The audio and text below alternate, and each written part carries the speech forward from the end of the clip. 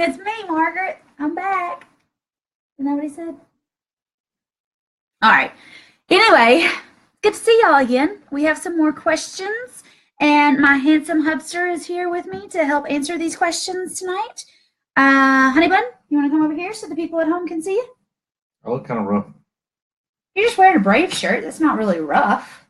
Maybe I just feel rough. I mean, it's not as cute as your Tennessee shirt, but it's all right.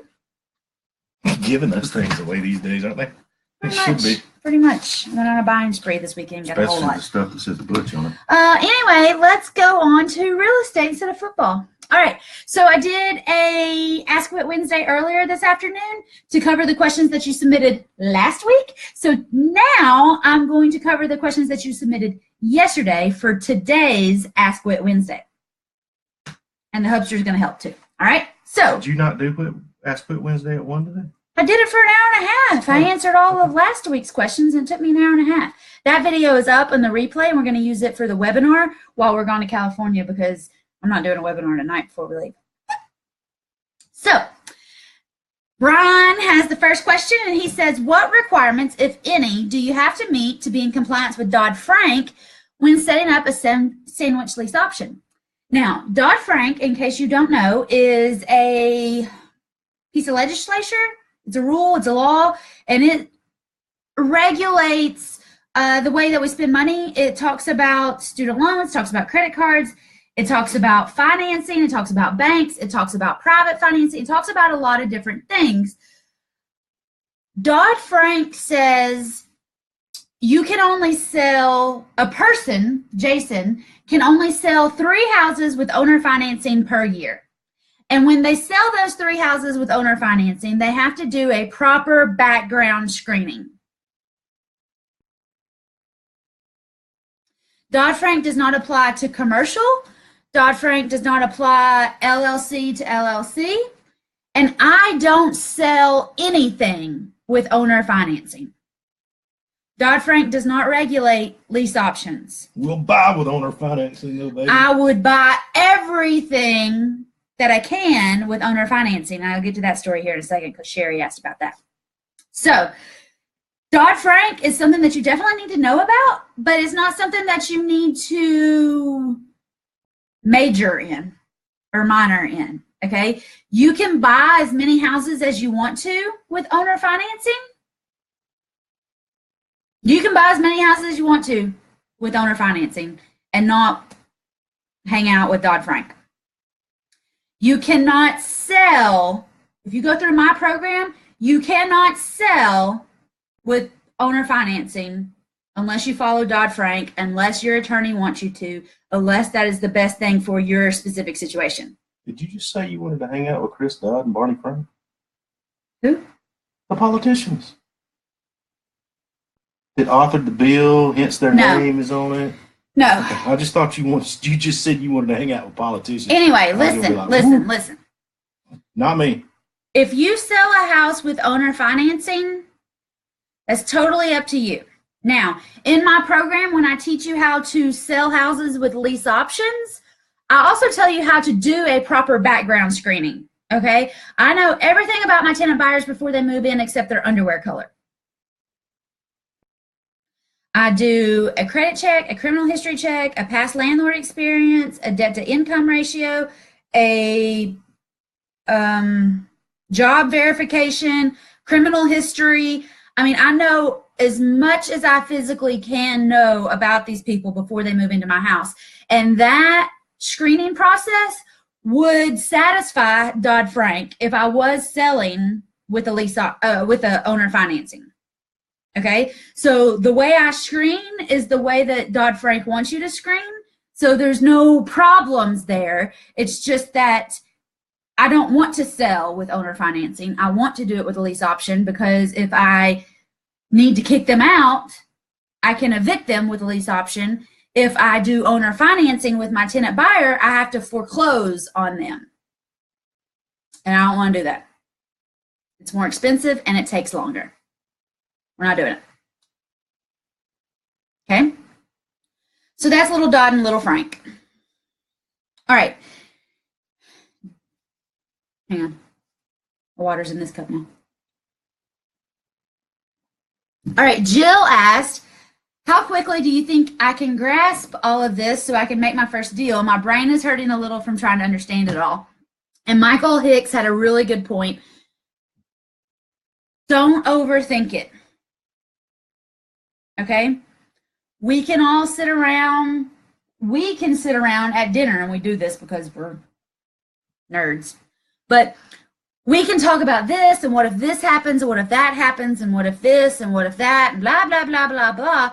What if none of that ever happens and we waste an hour worrying about it? That hour would be much better spent in the course watching the videos. Maribou said today, because our system was down, the videos were down, she was like, it's cool. You got plenty of videos in the student group. You got plenty of videos in the program that I can watch. And every time I watch one of these videos, Maribou told me this, she was like, every time I watch one of these videos, even if I've watched it 3 or 4 or 5 times, I hear something different. It makes sense to me a little bit more, or it's just that I need your voice in my head repeating it so that when I get out there into the world, I can spit it back out. Maybe not with your accent, but you know, you sound like me. Sherry, all right? Y'all know Sherry. She's got the vacation rentals bringing in like 20 grand a month on 4 or 5 deals. Okay, maybe even 26,000 now. I don't even know. But she listened to me morning, noon, and night. Her husband was listening to me morning, noon, and night because they work together. And he would go with her on her seller appointments and he would say, oh my gosh, you sound just like Whitney. And there's a reason Sherry is bringing in $20,000 a month now. She watched the videos and watched the videos and listened to me and kept at it and went and talked to sellers and went back and watched videos. And so I don't know. I can't say that you're going to go through it and you're going to know everything. I can't say that you need to go through all of it 3 times before it sinks in. What I can say is that the more videos you watch and the more sellers you talk to, the more it marries together and does make sense. And there's no right or wrong method. Everybody's done it that way.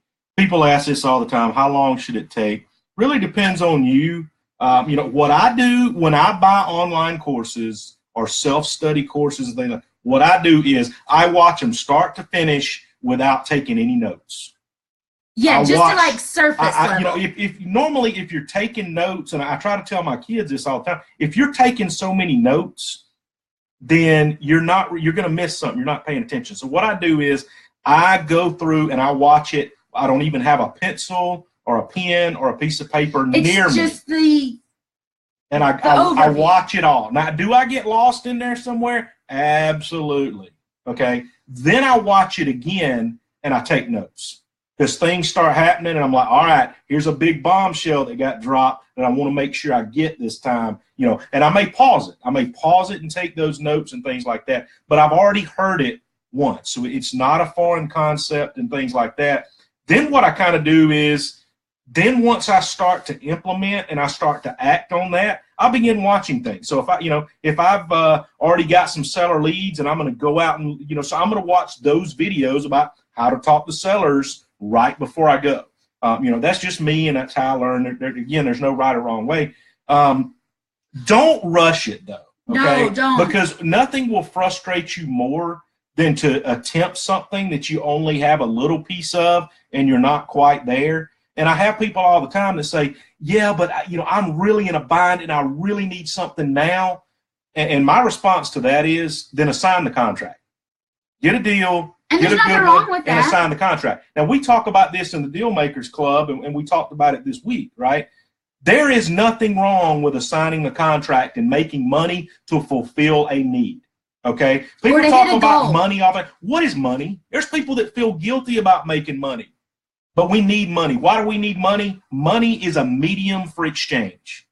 Money is what we buy food with. We're not in the days of old where we pulled up to the trading post and we offloaded a cow and they gave us corn and tomatoes and stuff like that. We need money. We got to make money. We need money to exchange for goods, services, or whatever that we want, right? So if you want to do your first deal and assign it and not keep it, do it to it, baby. And don't feel guilty about that. No. Now, I signed lots of deals. I can tell 12? you. I did 12. I can tell you this, and I probably, and I know firsthand experience. I was so excited when I did my first multifamily assignment, and I got a pretty fat check. But then I did some other deals, and I was like, you know what? I really wish I hadn't assigned that thing because it was a one-hit wonder, but it fulfilled a need.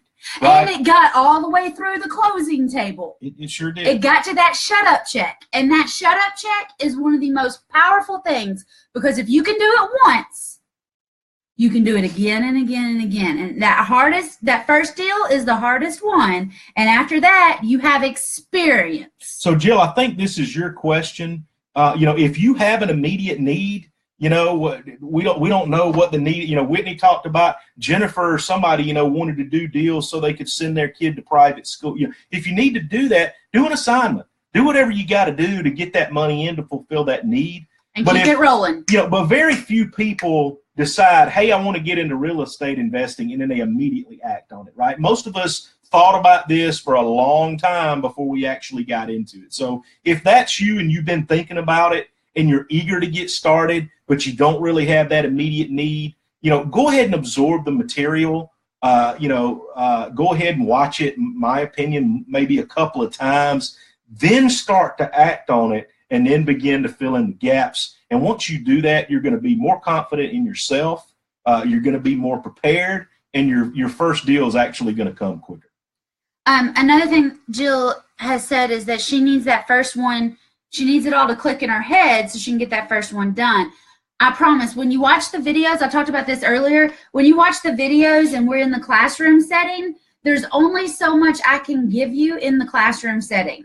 I can record some of my calls, I can have my sellers on video, but until you take what you learn in the classroom and you put it out there in the world, it's not going to make as much sense. But when you get out there in the world, you start getting these seller lead sheets, you start getting these appointments, you start making offers, you start writing contracts, then suddenly you're in your mind going back through the videos. Okay, Whitney said this will happen. Yeah, they just asked that. Okay, this is good. And then they asked that. Okay, that's good. And then we did this, and then we did that. And so as you push through every little milestone, it really starts to absorb.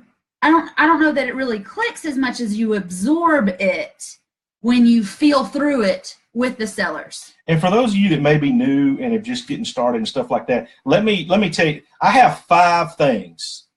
We can't see you. You're out of the screen. 5 that are the most important keys that if you only had 5 minutes with me, I would tell you these 5 and I'd spend a minute on each. Y'all know what number 1 is because I tell you all the time, so I'm going to repeat it right here. If you hadn't heard me say this, and I say it right now, write it down, okay? Because number 1 is and will always forever be, when you're negotiating, you need to spend 80% or more of your time listening.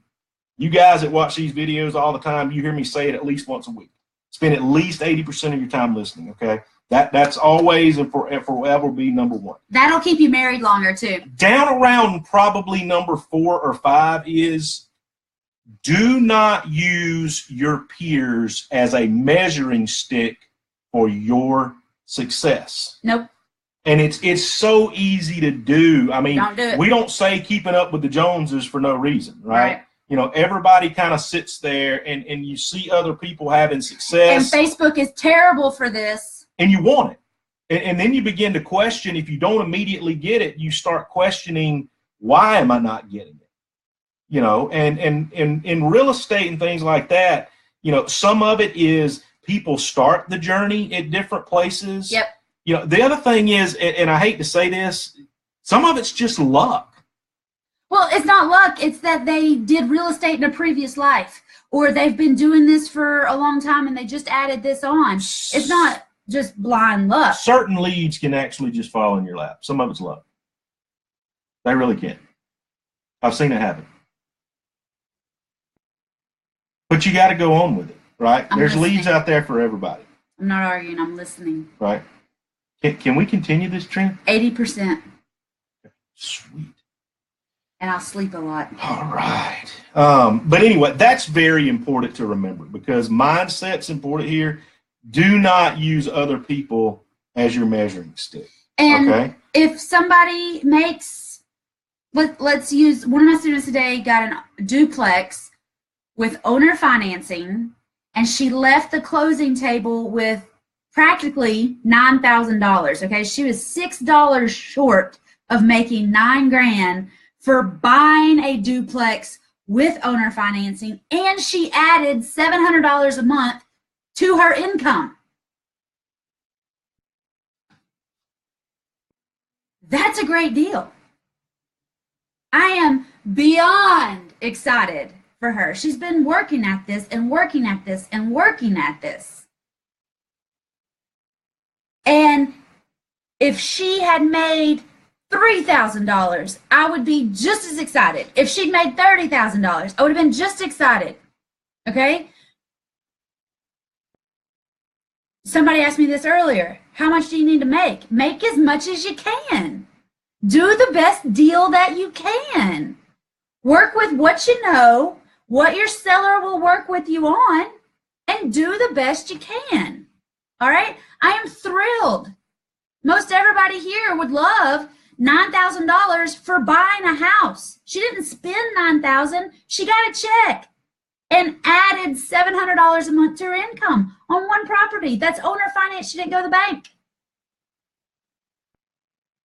I would take that deal. Somebody goes out and they make more money, I'm proud of them. Somebody goes out and on their first deal, third deal, whatever, they make $3,000, I'm still proud of them because they got it done. All right? Don't compare your deal or your market to somebody else. You work with what you got and make the best out of it. Okay, Jill. I'm on my soapbox with you. All right, Sherry said, this is great. This is what I want you here for, babe. Okay, Sherry says, have you ever had a deal come across that the numbers and everything look good, but something in your gut says walk away and don't do it? You want to tell this one? Are you talking about yeah, I am. the apartments? Yeah, do it. Go ahead.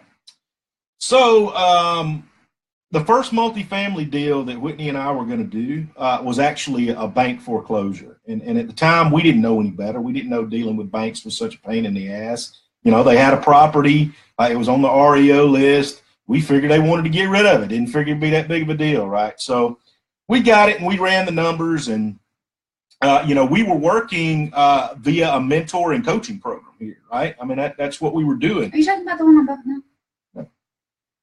Don't tell that story. Tell the story. No, Sherry wants to know if you ever get a deal and the numbers look good, but something in your gut says walk away. And this is what I did on Buffett Mill. He offered me owner financing and I didn't want it.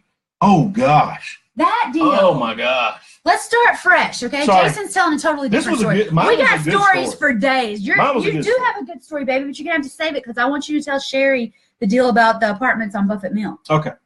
Okay, wait. Sherry says, have you ever had a deal come across that the numbers and all look good, but something in your gut says walk away?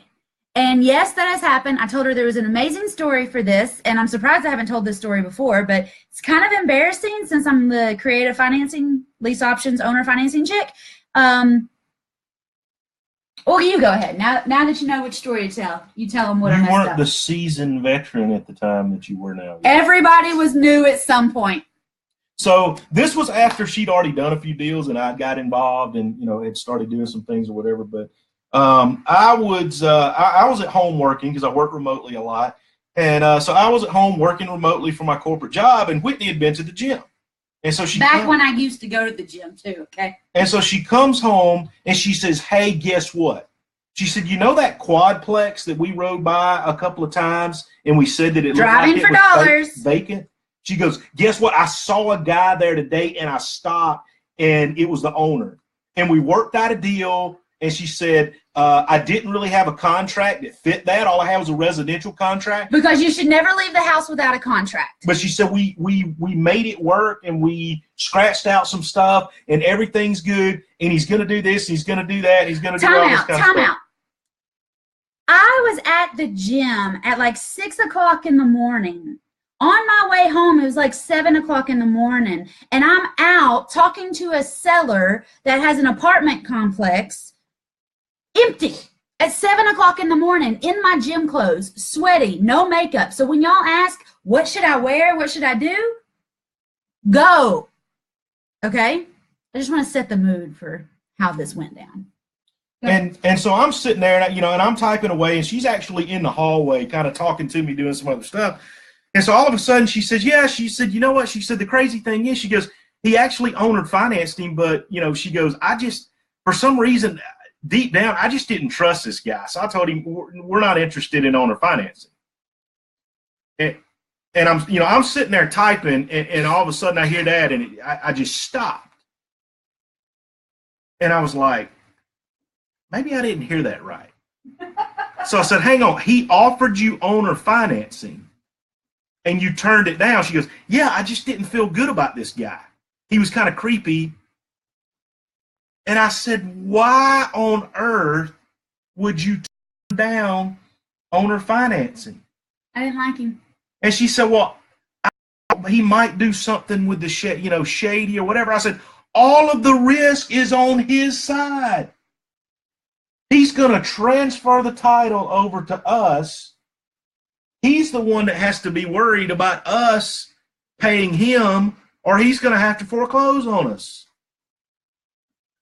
And I'm sitting there and I was like, oh my gosh. And she's like, and so she starts having that kind of, oh gosh, what did I do moment, What so did I do? We vowed. Why did I do that? We vowed right then, right there. We made a little pact. We didn't prick our fingers and do the blood thing on it. But we did get married a couple months later. So, we vowed right there we would never, ever, ever turn down owner financing again that had acceptable terms. Because, again, what he offered was great. The reason Whitney told him no was I didn't like him. She just didn't really like the guy. I just didn't like him. So Sherry, yes, we have had that happen. I could cry right now just thinking about that deal. Some of our friends ended up cashing him out like a year later, 9 months later. Yeah, in about 9 months. Yep. And I had it. It was right there in my hands. It was like, I fumbled. That's the only thing I can say is I screwed up. So anyway, we have had that happen.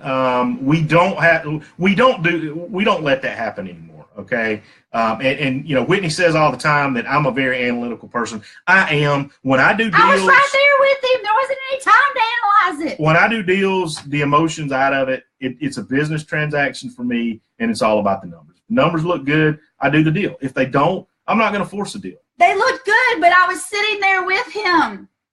I hadn't run any numbers.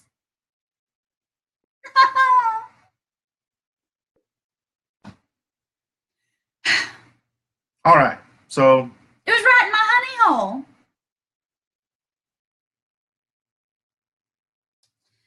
All right, we live and we learn, I reckon.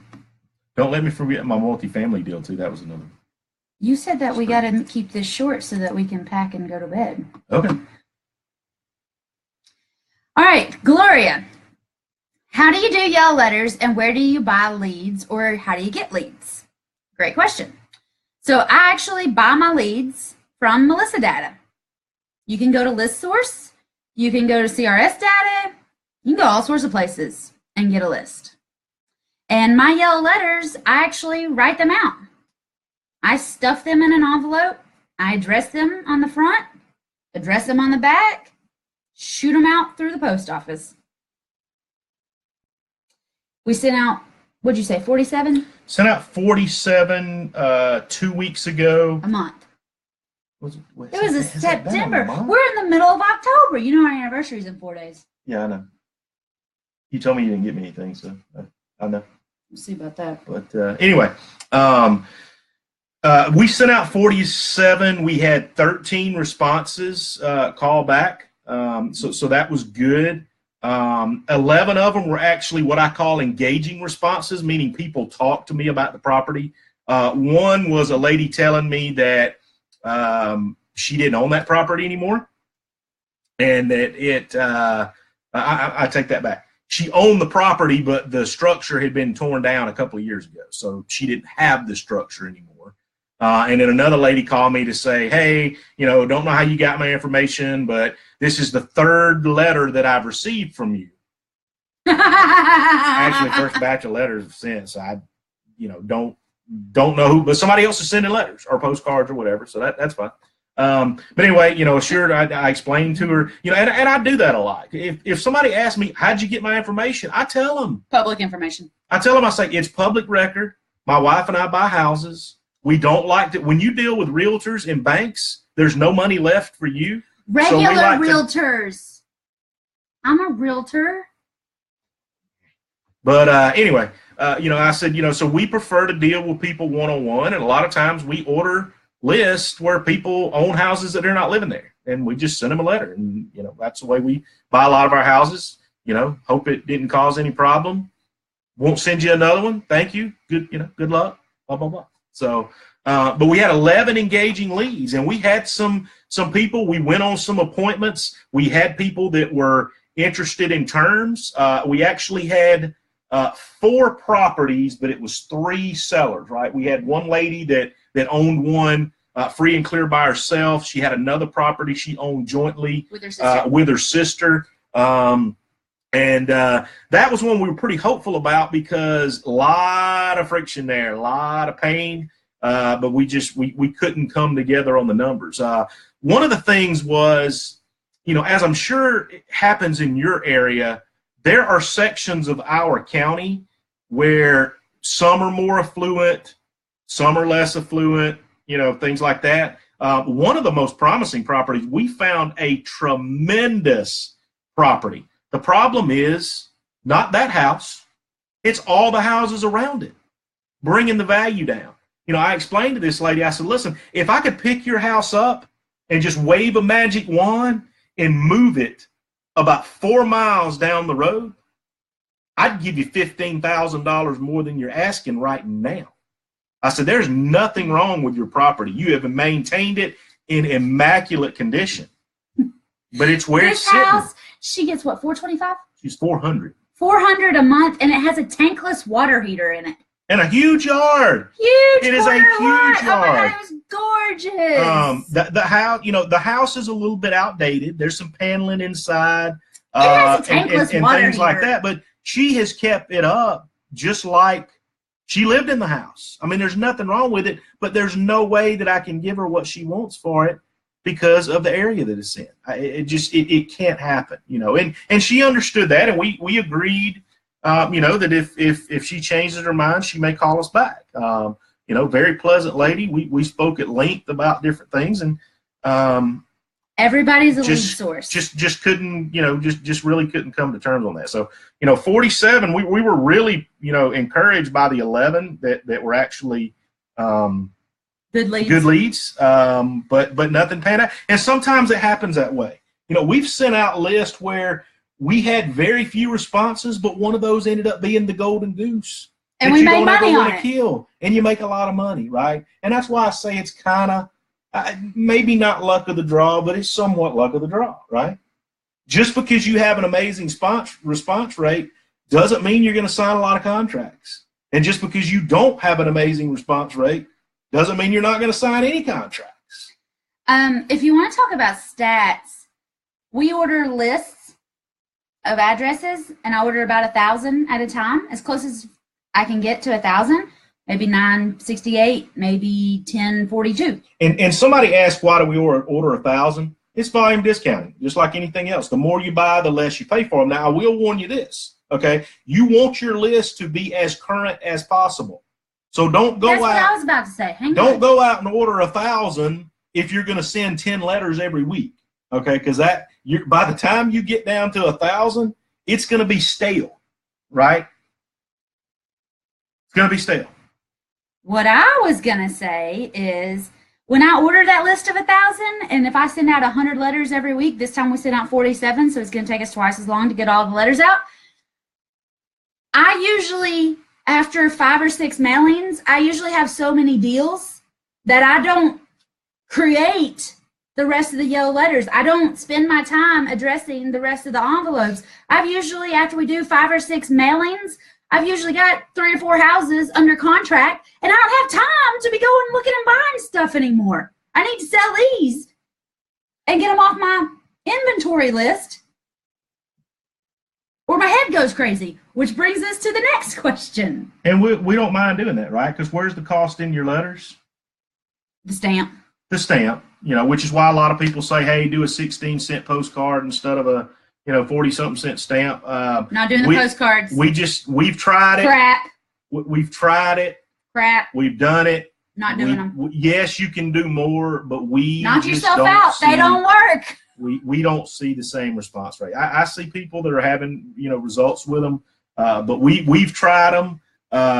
People that we interact with that kind of do the same thing with us in other areas that we know have tried them, and we just don't feel like they have the same response rate. I feel like you got to do. And it's not just about sending the yellow letter. 5 times as many. It's the other ways that you can make this letter work for you. It's not just about the mailing list. It's other things that I teach you to do with these yellow letters.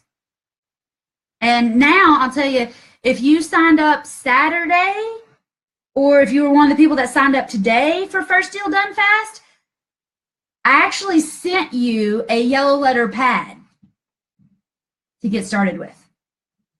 And those of you that joined before then, I don't want you crying in your milk about it either and asking about where your pad is, because the people paid a lot more than you did when you got in. So you can go to Sam's and buy your own pad, okay? But this thing about not going crazy, when I've had 10 houses before out in the world available, and I was pretty much crazy. Wait a second. My crazy level is always on, but it was like flopped all the way over all the time. 10 houses for one person to be fielding calls and working on contracts and running applications and all this stuff. 10 houses, my breaking point, I think, is like 7. After 7, I just can't handle it anymore. My brain is not that powerful. If you build this to the point where you're doing more than that, you'll eventually have to hire you a VA or an answering service or something like that. Once you get to that point too, you definitely need to come back to us, because we've got some experience with that. There's some do's and don'ts that we'll tell you what you need to do to make them successful and stuff like that. So you mentioned next question. Yeah, so the next question is, if I have $50,000, what is the best way to make the most money on that without losing my mind? And I made a joke is that I had an answer to that question until I got to the without losing my mind section. That is a balancing act, and mine comes at 7.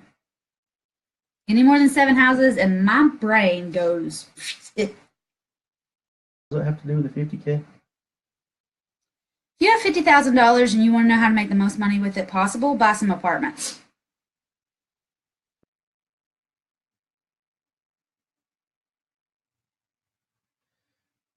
I struggled a little bit with the question itself because what is make the most money?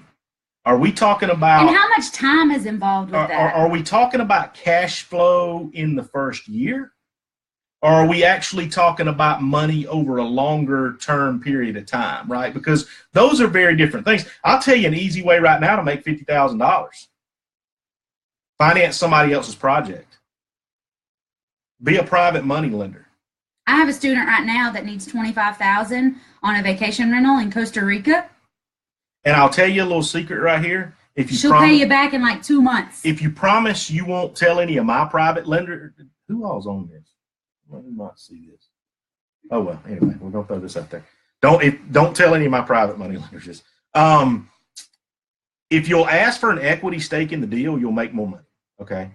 I prefer to pay what I call a preferred rate of return, which means the investor gets paid first out of all profits, a designated amount, and then we worry about what happens to everything. I've done hybrid deals. I've done hybrid deals where I offered a preferred rate of return and I've offered an equity stake in the deal, if that's what it took to secure the funding, right?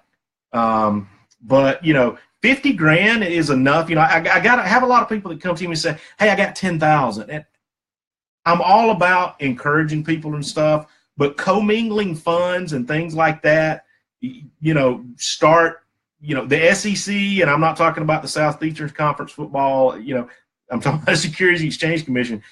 There's rules against commingling funds on deals and stuff like that. Just don't do it, okay? You don't want to do that. If you're going to commingle funds, if you're going to accept separate funds, you really need to stagger, you know, unless you have this big operating agreement. You just don't want to do it, okay? But $50K is enough to fund somebody's project, especially if they can buy with owner financing and your $50K is only funding the rehab, and then you're going to turn around and sell it. Or the down. You know, whatever the case may be, that's the quickest and easiest way to make money without losing your mind. I'll tell you. Go ahead. But, you know, if we're talking about actually buying an asset that's going to earn money over the long run, you know, like Kiyosaki talks about in his book, right? What's the mindset of rich people? The first piece of their disposable income they spend it on assets. They spend it on things that are going to earn money and continue earning money. You know, we talked about the contract assignment earlier. Nothing wrong with assigning a contract. Don't feel guilty about it. But it is not the way to optimize value on a property, more than likely. It's just not. It's quick and easy. And you can get your money back in your pocket. So with this, you know, I would kind of say, depending on what your goals are, Whitney had a great suggestion. If you can take $50K and buy some apartments, a small apartment complex, or be a partner in buying a small apartment complex, oh my gosh, that's a wonderful opportunity. If you have $50,000 and you're trying to figure out how to make money with it, you could ask 50 people, and depending on how many women you ask, you'll get at least 50 different answers. I would tell you, if you got 50 grand, if somebody out there has 50 grand, if you got 30 grand, if you got 20 grand, I mean, whatever you have, the thing that Jason and I both did when we got started is we hired a mentor. We hired one person. We didn't hop around to a bunch of different people. We just found one person who was successful. We hired them to be our mentor, and we leaned on their guidance, on their experience, to help our investment in their mentoring make us 10 times as much money in our investments. Can I tell my story from tonight? Okay, yeah, go. So Whitney and I went to the nail place tonight. And yes, I know some of you may want to take my man card away, but about 3 years ago, I broke down and got a pedicure. It was my birthday. He was going to do whatever I wanted to do. And never had one in my entire life. And she begged and begged and begged while I was sitting there waiting. I didn't beg. You did. So I went over there and got it done, you know. And about halfway through, I was like, man, this feels pretty good. And when they broke out the razor and actually started shaving the disc, it felt so good. Go on, anyway, go on with your story. All right, so now, anyway, so now I'm a pedicure fan, right? So Whitney goes and gets her nails done, and I'm here. He's all like, ooh, and I'm like, can I go get a pedicure? So we go tonight, and she gets both toes and hands done, and I don't let them touch my hands. So when I got done, I went over and sat in a little waiting area. And there were two women sitting there, and they began to strike up a conversation about their daughters who apparently are very close in age. And they were talking about the cost of a college education. And one of them said, yeah, you know, I'm a little bit frustrated that, you know, we paid the kind of money for her to go to private school, paid for her then all this money to go to college, and now she's basically working a job that she doesn't really need a degree to begin with. And the other lady said, I know, I'm in the same situation. When she was in college, she started being a nanny for this family to earn extra money. And now that she's graduated, she's found out that she's making more money being a nanny then she can go out and find a job with her degree. Now, my first thought was, well, maybe they're just not looking at the right opportunities or whatever. But then I started reflecting on my own life, okay? I went and got a degree in 4 years. And I got out of school. And I felt like it took me forever to make $100,000 a year. And the reason is, when you're low on the totem pole, you don't get bonuses, or if you do, you get very little bonuses. Now, once I finally hit that 100K mark, it didn't take me very long to get to 150. And then once you get there, it doesn't take you very long to get on up, right? Because as you move up, the salary doesn't move a whole lot, moves a little bit, but $20,000 or $30,000 on an annual salary is not what you want. What you want is, you want that big bonus. You want that profit sharing. You want that cash incentive. You want those things, and at the end of the day, you end up getting more in bonuses than you do in your salary, right? So once you hit those marks, it flips really quick, but it takes you a long time to get there, if you ever get there. I got people I started with that still aren't there. And then I look back, and I looked at what I did in real estate. And I started off with nothing, y'all. I had bought my own home, and until I met Whitney, I didn't know anything else about real estate. I thought you had to have money to invest in real estate. I really did. I thought you had to have significant cash to go put down to invest in real estate. That's where I was at. That's where my mindset was at. He also knew people during the recession before I came along that had vacation rentals and lost them. He knew people that went to boot camps and lost their investment on that. That story I wrote this morning was half about him and half about one of my one-on-one students' husbands. But to make a long story short, when I got started too, I did the same thing Whitney had done. I got mentors. When I moved on to multifamily, I got a mentor. Like it wasn't even a question. When I hired a mentor at Ron LeGrand's boot camp and I told him how much I spent on a mentor, Lord help. I thought we were done at that point, okay? But he saw me work with the mentor, and he saw them keep me motivated. He saw them answering my questions. He saw them pushing me through my deals. Then when we went to apartment school and it came up, hey, I've got a mentor program, he was like, I'm in. Here's my card. What did Tony Robbins say? I don't know. He says a lot, and I'll listen to every bit of it. Was it Tony? It was one of the big guys. Was it Tony Robbins that said, if you want to be successful, go find out somebody out there doing what you want to do and replicate it? Follow them. Everything that they do it. That's what you do. Find somebody. If you want to do something and you don't know how to do it, you find somebody that succeeded at it and get them to teach you how to do it. And it's funny because we don't think anything about it these days. Now I'm a lot older than Whitney is and stuff like that. I was pretty fortunate in the fact that I was a student athlete in college, so I didn't have a bunch of student loan debt when I graduated. I was very fortunate for that. But when I was in school back in the day, even then, people were paying $70,000 for a 4-year college education. Now it's over 6 figures in a lot of cases. And people don't bat an eye at that. People don't bat an eye at $100,000 for a college education because that's what you've been taught your whole life you need to do, okay? And I'm not saying a college education is useless, but I can tell you this. I got to 6 figures in real estate in months. I got to 6 figures in my corporate job in decades. How old are you, by the way? It wasn't decades, but it was a long time, okay? It wasn't months. I got to 6 figures in real estate in the first year. It was a long, long time. So, I think a lot of times we underestimate ourselves. And we think, you know what? I don't really want to spend $1,000 or $2,000 or $5,000 or in some cases $10,000 because I can't do it. I'm not the kind of person that can do it. And we make all these excuses up for ourselves. I mean, we really do. Reflect on that. I think a lot of people need to sit back and think about that, And again, I don't. I think they need to, when that comes in and they think, me, I think you need to think, should I go ahead and do this now so that I can make what I want? Or should I wait until I get further down the line and I'm further behind than if I'd started when I first had that thought? When you start to think, me, I think that's the time you say, you know what? I need somebody to kick my butt in gear. I need somebody to show me what's going on. I need somebody to prod me along. I need somebody to motivate me. I need somebody to push me. I need somebody. And no matter how smart you are, somebody's always smart. Whitney and I both right now are working with mentors. Now we're working with them mentors all the time.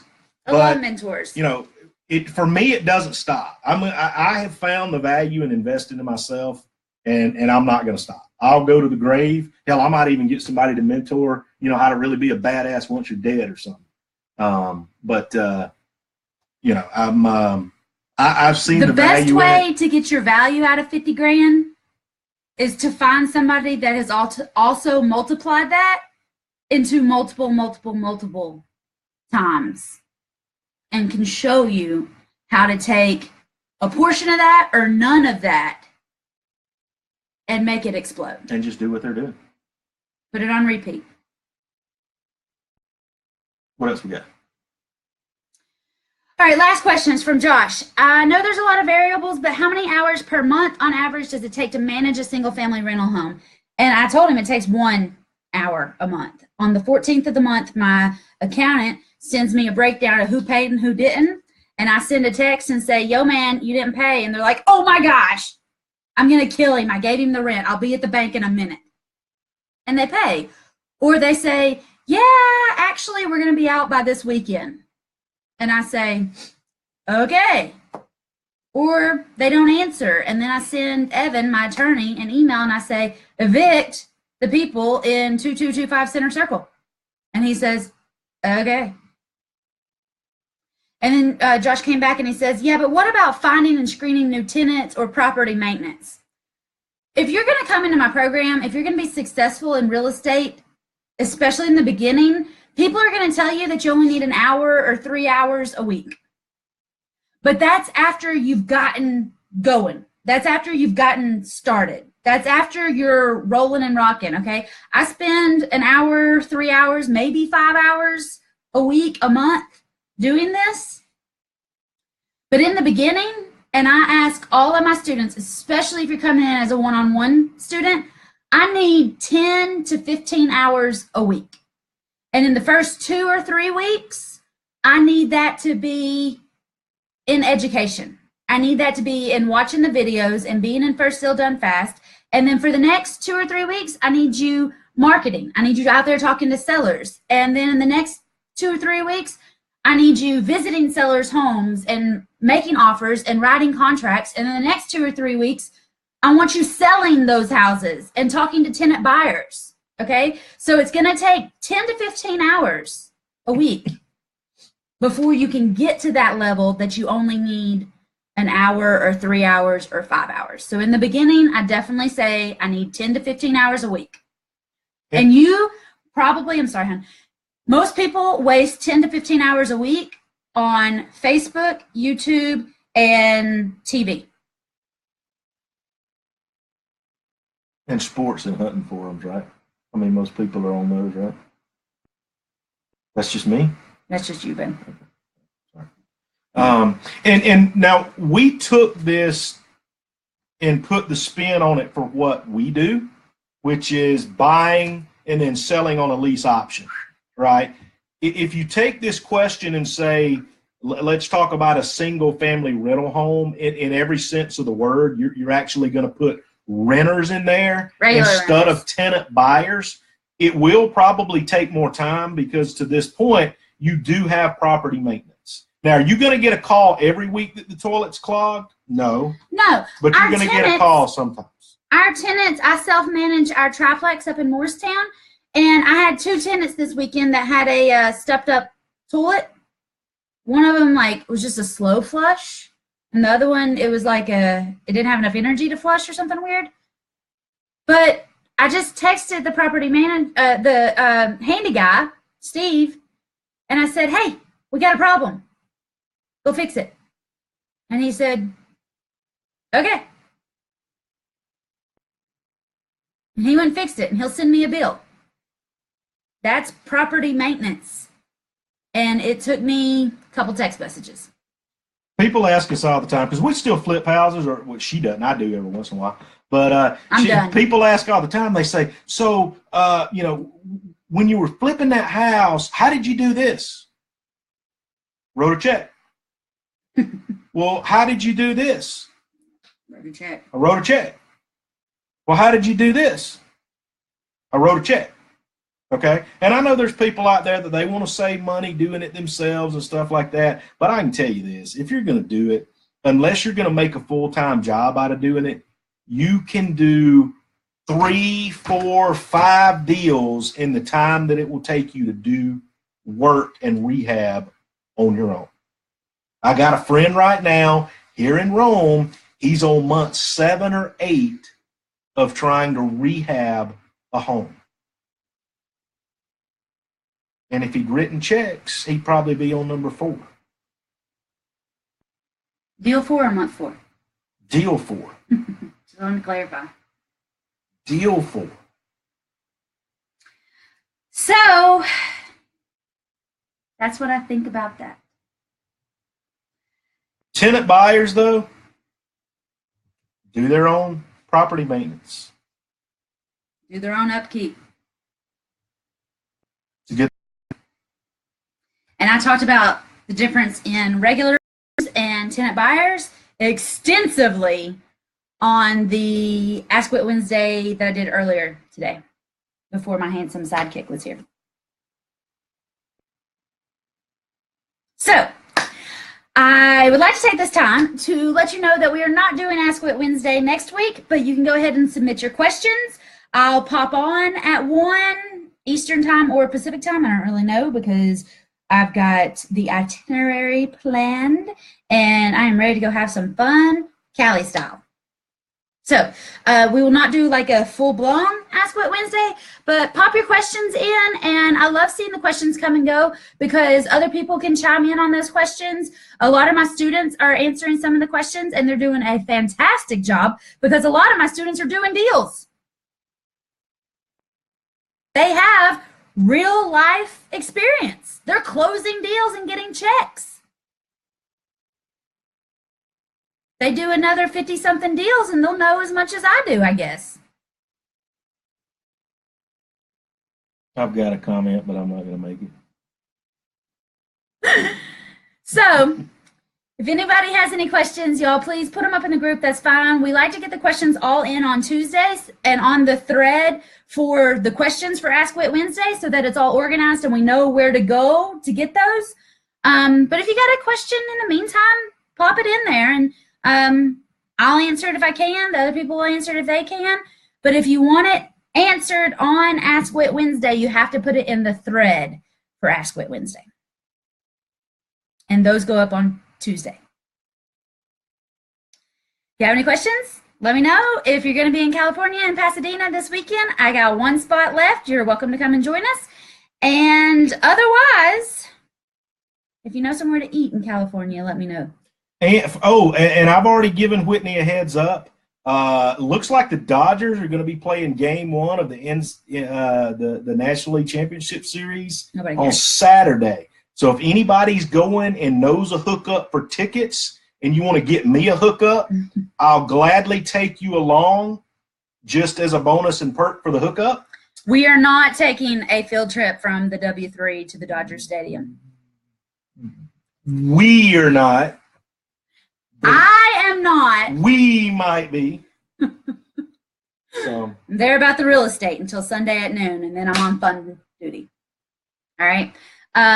Just so you know, I sold another package to First Deal Done Fast today. That means there's 3 more left at the price right now, and then the price goes up. So if you're thinking about getting First Deal Done Fast and you don't get on it pretty quickly, it's going to be going up in price. Okay. If you want to talk to me about one-on-one, about working with me one-on-one, WhitneyNicely.com/schedule. If you want to get First Deal Done Fast, it's the self-study course. There's a Facebook group for that. We spend quite a bit of time in there doing videos and teaching and answering questions in there. A lot of times I feel like there's not as many questions in this group because we're talking about them in the student group. We're answering those questions in the student group. So if you want First Deal Done Fast, go to whitneynicely.com/go. There's a sales page there. It tells you everything you need to know, and you can buy it at the bottom of the page. I'll add you to the group. You'll get the videos. The videos, First Deal Done Fast, should be working by midnight. Please, dear Lord, be working by midnight. So, if you have any questions, post it up in the group. If you want to get First Deal Done Fast, whitneynicely.com/go, and check out 3 more at that price, and then the price is going up. If you want to do one-on-one, me and you talking on a regular basis once a week and getting First Deal Done Fast and getting in the group coaching and all that other stuff, that's what you get with one-on-one, book a call with me, whitneynicely.com/schedule. Otherwise, we will see you in California. Yay! Bye, y'all.